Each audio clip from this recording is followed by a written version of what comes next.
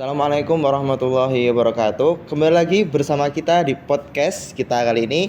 Kita kedatangan special guest dari universitas ternama yang ada di jauh benua negara sana. Kali ini perkenalkan sebelumnya, nama saya Zidan sebagai moderator dan MC pada podcast kita kali ini, dan sebelah saya ada super guest, special guest. Silahkan. Halo teman, saya Handika. Jadi di sini kita akan membahas tentang apa sih itu Fathu Mekah dan apa saja sebab yang terjadi pada masa itu. Ya, mungkin topik yang familiar untuk beberapa orang. Mungkin topik juga cukup spesial untuk yang baru pertama kali tahu tentang apa itu Fathu Mekah. Mungkin untuk pertanyaan awal kita harus tanya nih, ya, yang paling penting malah, yang intinya, apa itu Fathu Mekah kalau menurut Bang Dika? Oke. Fathu Mekah itu dari dua kata. Fathu itu pembukaan atau bisa kita kenal dengan pembebasan. Kalau Makkah itu adalah Mekah. Jadi itu adalah pembebasan kota Mekah dari kejahilian. Jadi itu terjadi karena apa? Karena pengkhianatan perjanjian Hudaybiyah dari kaum Quraisy. Jadi gini ya teman-teman.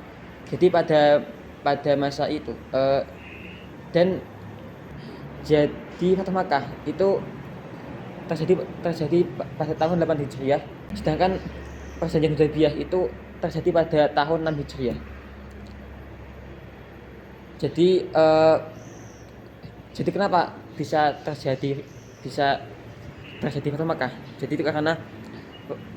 karena pada masa itu ada dua kabilah yang saling bermusuhan lah, yaitu Bani Khuza'ah dan Bani Bakar.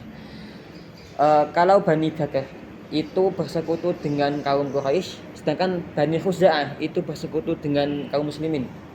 Nah, jadi Bani Bakar itu menyerang Bani Khuza'ah secara tiba-tiba, dan kemudian Bani Khuza'ah itu langsung gak terima dong seperti itu. Nah, terus kemudian Bani Khuza'ah itu langsung lapor kepada Nabi, dan Nabi langsung tidak terima terhadap itu. Dan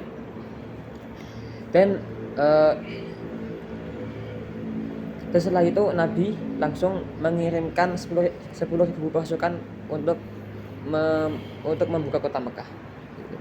Oh, berarti itu sudah sesuai kronologinya dari awal itu, berarti sudah seperti itu kan. Lalu setelahnya dampak yang dihasilkan dari Fathu Mekah itu apa? Dampaknya bagi umat muslim gitu. Bagi umat muslim, bagi umat kafir gitu, apa? Jadi dampak yang terjadi itu Islam dapat berkembang luas ke seluruh jazirah Arab seperti Madinah, Mekah, Taif. Nah, itu Islam menjadi mudah diterima oleh kalangan masyarakat awam. Berarti ibaratnya seperti langkah pertama gitu. Karena Islam itu emang sudah kuat kan, karena kan yang dari awalnya kita gini ya, teman-teman ya. Kita berkaca dari perang Badar yang awalnya hanya berjumlah sekitar 300-an orang saja. Dan kemudian seiring bertambahnya tahun menjadi 10.000 orang, dan itu merupakan hal yang sangat pesat sekali, teman-teman. Seperti itu. Jadi dakwah Nabi itu bukanlah hal yang mudah. Dan yang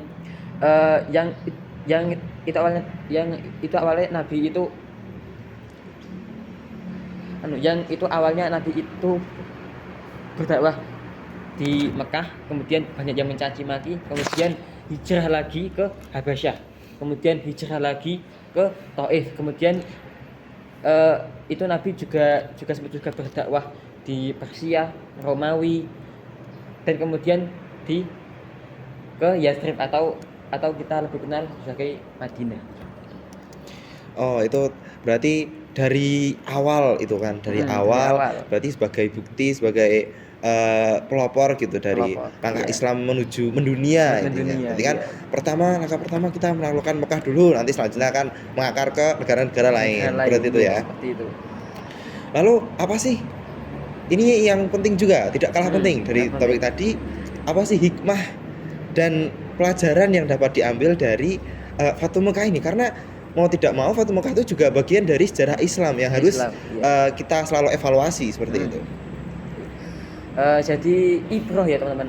Ibroh atau pelajaran yang dapat kita ambil dari Fathu Mekah ini adalah yang pertama ini, yang paling penting yaitu gimana kita tidak boleh mengingkari perjanjian, karena itu ya bakal dipandang jelek oleh kalangan lain seperti itu. Dan ini tuh juga merupakan janji Allah bahwa kaum Islam itu bakal menang di akhirnya. Itu yang dari awalnya Islam itu terseok, kemudian di akhirnya Islam akan menang seperti itu.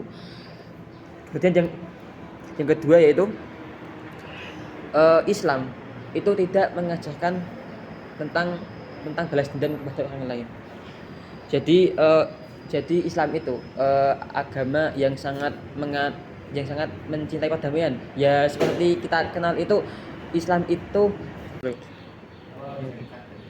Ya berarti Islam tuh mencintai perdamaian karena di ajaran-ajarannya pun juga dijelaskan bahwa Islam tuh bagaimana Islam tuh mencintai perdamaian dengan caranya sendiri sesuai yang diajarkan oleh nabi-nabi dan para ulama seperti itu ya. Ya. Untuk selanjutnya mungkin sudah cukup jelas bagi para audien tentang Fatu Mekah, sudah dijelaskan panjang kali lebar kali tinggi juga sekalian. Jadi emang udah dapet lah intinya, pokoknya sudah dapet, maknanya juga dapet juga. Mungkin ini salah satu pelajaran berharga juga buat teman-teman di rumah yang melihat podcast kita kali ini. Cukup dulu untuk kali ini mungkin karena ada acara juga ya Mas ya? Iya. Coba dihabisin nih Mas. Oh iya. Ya. Wah mohon maaf ini kita kalau ngambil waktunya ya, mohon maaf ini karena ke podcast kecil kayak gini ya, mungkin bukan seberapa untuk orang luar biasa Anda seperti itu ya. Mungkin cukup dulu teman-teman. Akhirul kalam, assalamualaikum warahmatullahi wabarakatuh. Bye bye.